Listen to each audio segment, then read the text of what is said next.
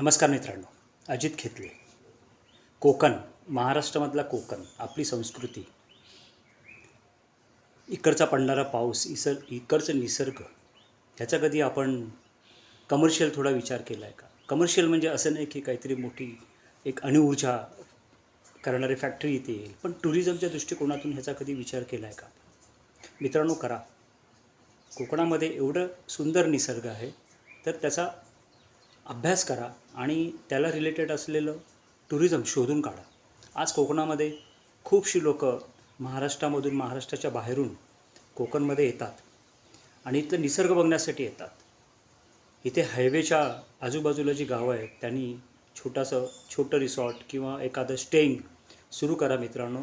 एक चांगल्या प्रकारचं आपलं कोकणातलं एक जे काही आपण बनवतो, आपले पदार्थ जे फेमस आहेत ते मित्रांनो सुरू करा, जेणेकरून आपल्याला आपलं कोकण सोडून अन्य कुठल्या सिटीमध्ये जाण्याची गरज